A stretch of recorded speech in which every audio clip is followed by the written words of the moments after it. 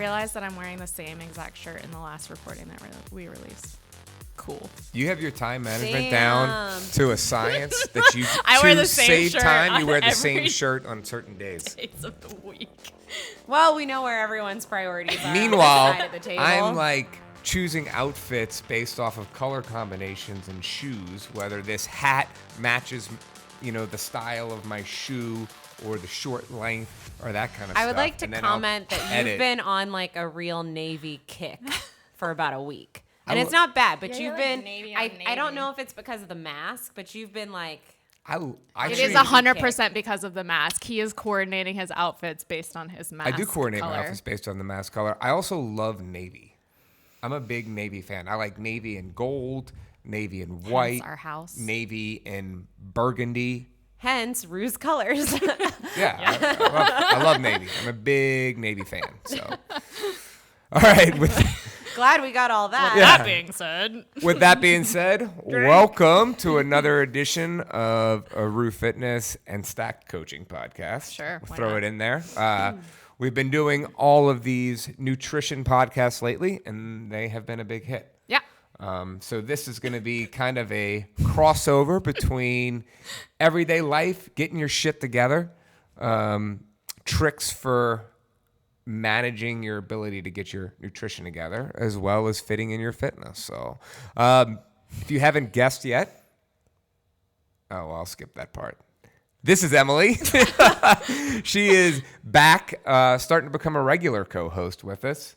Looky there. Wow. Emily Schneller, y'all. We also have with us Sarah Altabello /Waldman /Ashtrap. Yeah. Can I say that? I don't know. I think you can say It's- it. If you come at 2:30, Michael and I talk a lot about. Do you want to explain that? What an Ashtrap is? Yeah. So Story time. there was a workout Bradley programmed a few weeks ago, and it was like a serious upper body pump. And he gave an option. It was either banded shrugs or women who were concerned about getting big ass traps. It's huge ass traps. Huge ass traps, like traps the muscle, like opt for this row instead. Well, one of our members read it wrong, put the emphasis kind of in a different place. The emphasis on the wrong syllable. Yes. He came in and I was like, doesn't everyone want a huge ass trap? And I was like, oh, boo-boo, no. I mean, yes, we all want that, but traps. And so then we decided that Sarah has an ass trap. That's everyone's, well, and apparently that's Bradley's goal for July is to give everyone in the gym. Well, I'd like to have an ass trap myself. Emily's kind of got an ass trap. I don't have an ass trap. I'd like an ass trap. Bless. I'm confused as to what we're talking about now. Are we talking about traps? No. Okay. No, we're talking about ass traps. So like ass trap It's our new is thing. your ass is so fine Oh. that it traps someone. Okay. Do you have an ass trap? Do I? I think you got an ass trap. Better question for you. I don't have an ass trap. I have other features. So that's that story. All right, and I'm Bradley Schneller, owner of Roof Fitness, We'll get humble there servant of the eventually. podcast world, Joe Burrow of podcast hosting. So here we are. Today is, I'm going to cut right to it. Today is all about something that I am shitty at. You can't be good at everything. I cannot be good at. I am definitely not the Joe Burrow of this. Time management. Emily is. I would say I fall between the two of you. Yeah, so Sarah, once again, is the Clyde Edwards-Hilaire of time management. Yes, I am. Whoever that is. Emily's the Joe Burrow of time you management. didn't figure it out yet? No. You need to just I don't go care. YouTube. And I am the Justin know. Jefferson of time management. Yeah, you're sitting on the bench for half the games. Yikes. All right. So let's start off with this. What is so important about time management? Well, I think it's an objection that we get a lot when, people are in the position where they're seeking help with their fitness or nutrition, but they don't have time. They don't have time to devote to it, even though they are not happy with where they are. They don't have the energy levels that they want. They want to be stronger. They want to be thinner. They want to change their body in a certain way. They want to be healthier, but they don't have time. Yeah, so I think this can be said for almost everyone. I mean, there are some people that we come across that legitimately don't have time. But even mom of 3 working a job, there is a way to find time. Oh, yeah. I would say there's a very small amount of people that legitimately don't have time, at least here. And those are Right. like shift workers, and especially shift workers with families that maybe work a 12-hour shift and have to go home and work, be with their kids. That's a little different, but that's definitely the exception and not the rule. Well, even that case, like we have shift workers at Rue that have children that come in and Right. they just have their fitness as a priority and they're here, So I think that we have to shift the language a bit that we're using, first of all. So would you say time management is a direct reflection of what your priorities might be? Yes. I think initially when people say like, I don't have time or can you help me with my time management? I think that is kind of a surface level question. And what they want you to say is that there's this like magical tool or calendar app that you can use or a planner, and why are you laughing at me? Just laughing back to the pre-podcast notes. Okay. And I don't think, while I do think that those tools are valuable, I don't think that gets to the heart of the issue. No, and I think talking about you make time for the things that matter to you. So a simple language shift about finding time versus making the time. Yeah, I like that. So we were laughing and joking before, and we were cutting up about how terrible I am at time management. You mentioned that it's because I am emotionally invested in some of my things and stimulated by others, and that's what I make time for. I think instead of thinking about it as a time management problem or that you don't have time for certain things, it's important to, again, get at the heart of the issue and focus on what you're doing in terms of managing your procrastination and your boredom. If something doesn't stimulate you, you lose interest real fast, and I think that you have to get at the root of that and solve that emotional, thinking problem first before the tools, the time management tools and methods are going to help. Right. You have to figure out why you are procrastinating certain things to begin with. And we talked about that it boils down to 3 things: anxiety, boredom, and rebelliousness. So once you figure out why, why you are procrastinating, then you can start to fix that and manage your time. But if you don't fix that, then it doesn't matter what tools we give you to manage your time, you're not going to do it. Just like we talked about, that's why we don't give people meal plans when they come in. Right. We have to fix why they're maybe emotionally eating or why they've struggled to begin with, because if we don't fix that, we're not going to make a sustainable change. Now, this can be translated to everything in life, right? It doesn't Yeah. have to just be fitness or nutrition focused, but let's focus on fitness, nutrition in this part. So Sarah broke down anxiety, boredom, and rebelliousness. Let's talk about how anxiety might be a factor. Can you explain that specifically when it comes to fitness and nutrition? Can I say I think the biggest kind of thing with anxiety is fear of failure. They don't want to fail, so they just put it off. Yeah. So that's the kind of I'm not fit enough to start excuse coming into play. They're worried about their capabilities and they are anxious that they won't be able to live up to whatever standard they have built up for themselves in their own mind. And so it's better just to procrastinate based on that anxious feeling than to just get started and do your best and get a little bit better every single day. And especially I see that a lot with people that are coming back. Yeah. If there's been injury or they have moved away and didn't find a gym that stuck or something like that.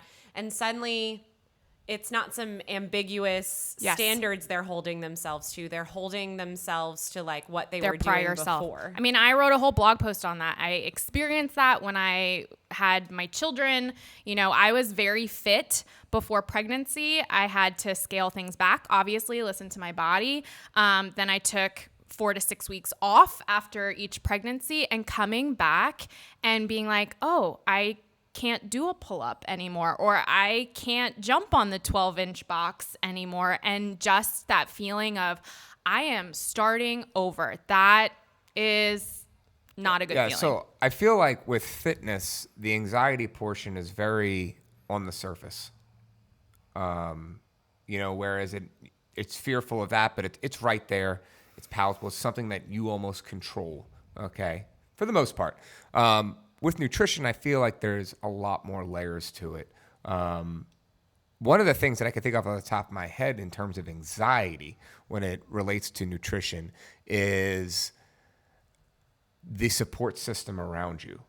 And maybe having the anxiety of, are people going to give me shit for eating the way I need to eat to be healthy? Or, you know, am I going to be different? Am I, you know, going to have to ask for something else? I have a client right now, and a couple of times she's come in and we've had to just kind of talk and decompress about instances, you know, the night before where she went out with family and they went out to eat, and instead of just letting her eat her meal, we're making comments on it the entire time. Mm-hmm. Or she took a bite of dessert after and it was, oh, you can have that?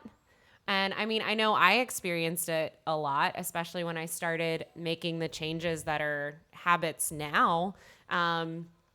Just you hear someone say enough, oh, can you eat that? Is that on your diet? And almost laugh it off. And you throw your hands up in the air and you say, screw it. Sorry, I'm trying to change my life, asshole. And I mean, we can get into the whole psychology of how it reflects back on them, and it's really not about your choices, but I don't know if that's easy to throw you off. I don't know if that really speaks to the time management issue, though, because that is somebody that has made the steps to make the changes, and they are not liking how they feel with the color commentary on their eating habits. But it is like anxious feelings on even getting started. So you use I don't have time as an excuse to not do the things. Well, how to not go to the store. I got that. My question for you is, how does someone tackle that? Let's talk about that. How do you tackle that? Well, I think the point is you can't just, like me, who's good at time management.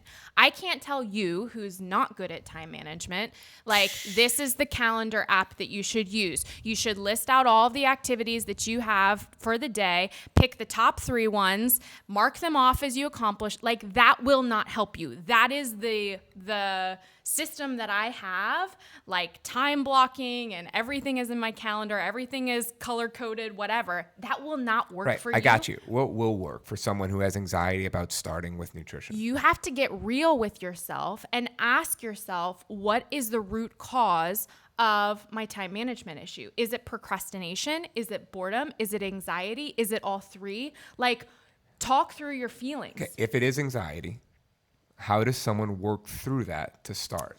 I mean, I think there's a million different ways. It could be seeking nutrition coaching. Yeah. It could Coaching be is a great solution. Meditating. There's a lot of different ways, but it boils down to... But here's your objection. I don't have time to start nutrition coaching, and it's because they have anxiety about starting. What should that person do? I mean, that's what coaching is. It's asking people questions to get to the root of what the issue is. It's not a time management issue. Yeah, but if you have someone that's sitting out there, and I want to help everyone out here. Okay, that's why I'm kind of being a little hard with the question line here, is because there are a lot of people that say, I don't want to start nutrition coaching because I don't have time. Mm-hmm. How does that person get past that? I mean, I would use that as an opportunity to just ask them questions about, you know, feelings that are happening in their bodies and Ask them how they do use their time. Yeah. Have them break it down, because I guarantee like you're it. going to find chunks of your day with wasted time where you bring your phone to the bathroom and spend like 15 minutes looking at something where you could be doing something more productive. And I'm not saying you can't do frivolous things, but I guarantee if people sat down and recorded how they spent the majority of their time, they would find lots of extra time. So that's how someone, I like it. That's how someone can Actionable, yeah. realize that their anxiety comes from, or they have anxiety about starting, but it's really, I think that doesn't exist. kind of like aha moments, kind of connecting it to nutrition when someone tracks macros. You don't really know what you're eating until you track it. You don't really know how Where you're your time spending your goes. time Yeah. until you write it down. Beautiful. And you're going to find the extra time you've been looking for, I believe, 99 times out of 100. well, and your phone kind of does that track. Like you get the weekly reports, at least on an iPhone. That's like, this Screen is how time. much screen time you've had. I'm always like, oh my gosh, really? And I mean, there's like 4 hours usually for me personally. Emily, where what'd you do yesterday morning? I deleted Facebook off of my phone. So did I. And I also deleted Twitter off my phone. Wow. Riley's about to have all sorts of time on his hands. I keep finding myself ghosting to the app, Yeah. and it's not there, which is Yeah, good. and I mean, technology is a huge part of the problem now. And I remember listening to a podcast where they said the only two industries that refer to their customers as users are drug dealers and technologists. And I was like, whoa. Like, They do. They like say someone users all the punched me in time. the stomach. So, of the rebelliousness, boredom, and anxiety kind of markers of procrastination, which one do you identify with? Oh, I think it's pretty obvious. Which? Boredom. Because you think that, why? Why is it boredom for me? Yeah. Because if something doesn't stimulate my brain, I'm out. Where do you think that comes from? That could go back a long way. I mean, back to when I was in school, and once I got the grades I needed to get X and A, I shut it down. Or like I hated when I'm sitting in school class and people ask, you know how the teacher always says there's no stupid questions? I always thought every question was stupid. And I'm like, how do you guys not understand this? So like I had a real issue in school dealing with, and this is terrible. This is terrible. This is Being not something honest. I'm proud of. Yeah. I'm just being honest. I had a real issue of people that couldn't grasp the concept of the material being presented immediately. So, you think your time management issues are because you're very smart?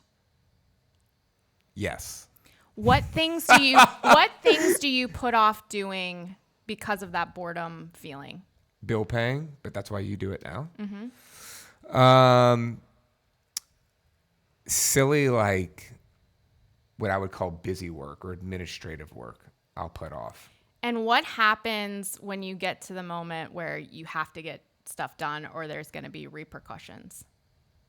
Oh, I get everything done in like 5 minutes. So do you feel like your procrastination is helpful?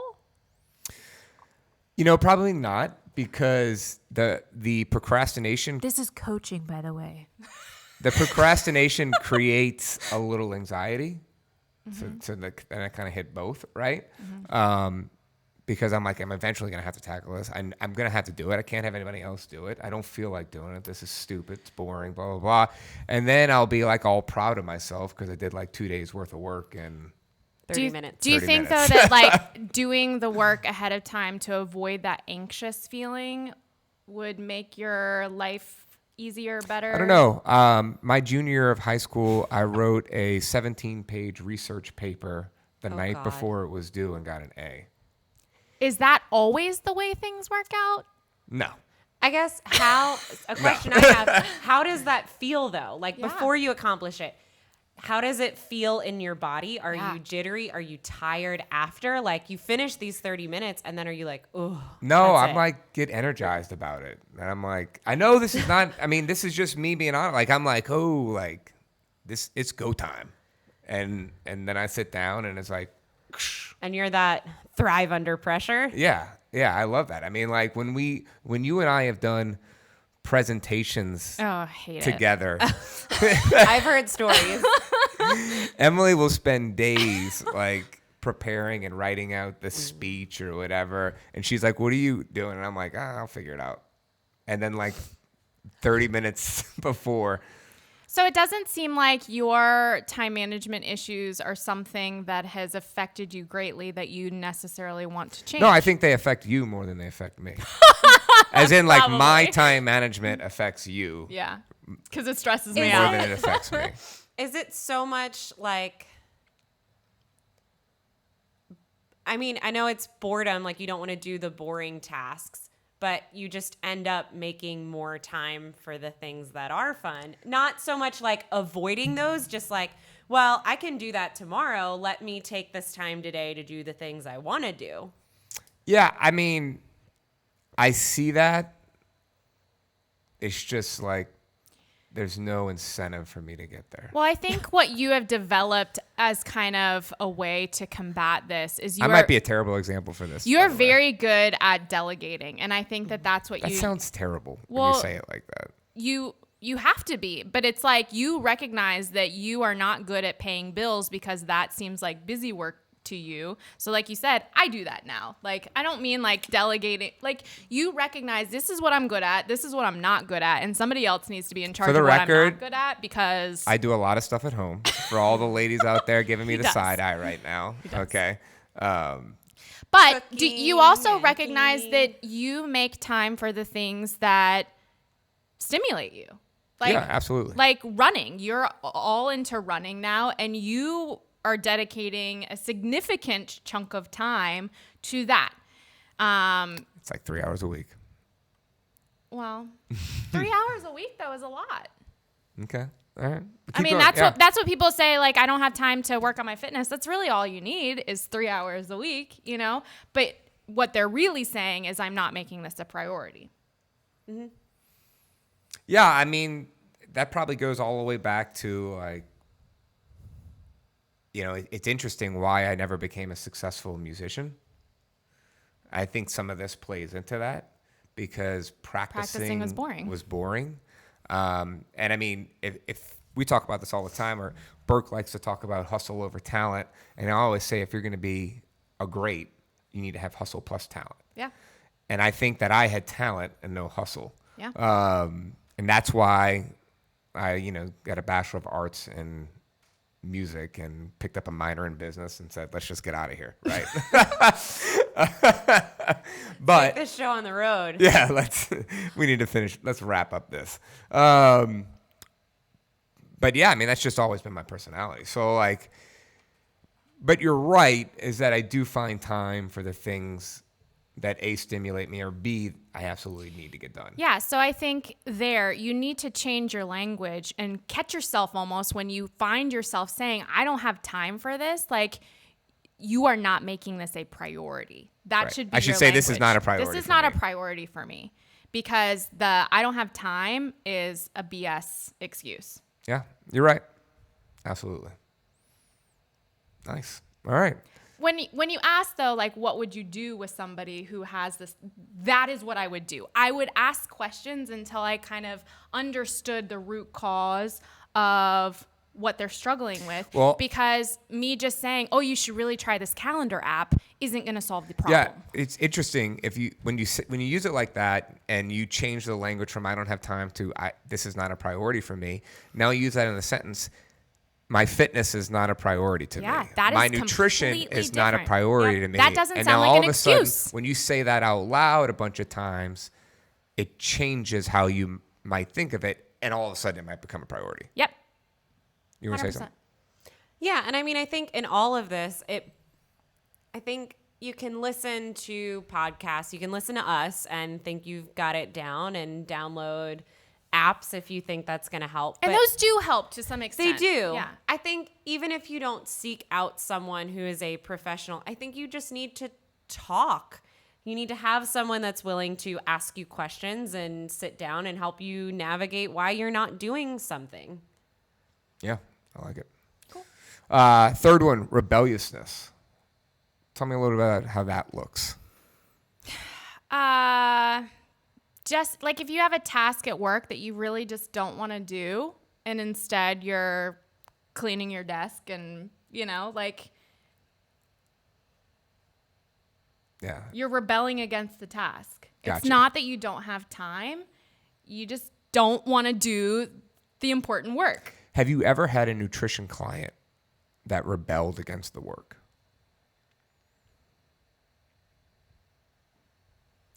I don't know that I've ever had anybody admit that. Or one that maybe you sensed that they were using, I don't have time for this, but it was really like, nah, I'm not going to do that. I feel like more of mine have come from the boredom or anxiety. Yeah, I mean, I feel like when we were doing our research on this, I feel like rebelliousness is more of a rare one. I feel like you would rebel against certain things. I do. Like what? Like if somebody told you had to do something, you'd be like, no, I don't. I don't know about that. I think the reason why we don't I do get everything rebellious. you ask me to do. Okay, I think that the reason why we may not get rebelliousness a lot with our nutrition clients is because of the method of coaching that we do. I really believe in giving people autonomy with what they are choosing to work on. Right. Rather than just being like, here's the program, here's what you have to do. You have to follow this meal plan. You only can eat these certain things. Like that's not how Right. we coach. We have all of the, we have a ton of tools. Yeah. And we allow them to kind of pick which ones they want to use. Yep. Yeah. And I think that when you coach that way and you're not saying, do this, and you're thinking about coaching as more of like supporting them in the things that they know they should do better to reach their goals, then we're not getting a whole lot of that rebellious behavior. Yeah, I even feel similar to that in Rue with working out. Like we don't get a lot of that. Every now and then we get some of, I'm not going to do that. Yeah. But it's rare. It doesn't happen that often. Right. Yeah. I will say that's how I thought about this, and then we got sidetracked a little bit. But with the boredom, this doesn't happen at Rue in terms of working out. But it does happen if you have like a gym that you go to where you are responsible for your own workouts and your own coaching and your own timing and anything that goes against, like at Rue, we do everything for you. We write your programming. Right. We coach you. All We you tell have to you do what is to show do. We set the clock for you. All that stuff is done for you. All you have to do is show up. But if you don't have that type of gym, then you could very easily use boredom as I don't have time to go to the gym. Because it sucks. You've been there. Yep. I used to hate going to the gym. Look at me now. And chances are you're not someone that's monitoring your time management once you're in the gym. Yeah. Like you're not looking. Yeah. I would say that my excuse for not going to the gym before I found CrossFit and I fell in love with the process of working out, 100% it was boredom. I would walk into Anytime Fitness and be like, I don't know what to do, so I'm going to go chill on the elliptical machine with a magazine and waste my time. Whereas That is boring. mine was anxiety and not having coaching and not really knowing my direction Yeah. and like the fear of how others would perceive me Yeah. in the gym. Yeah.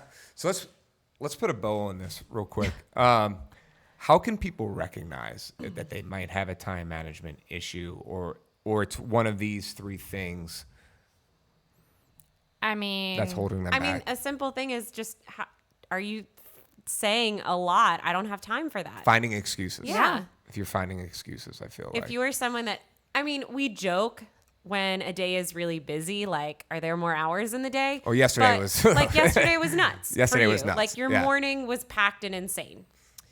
But With twists and turns.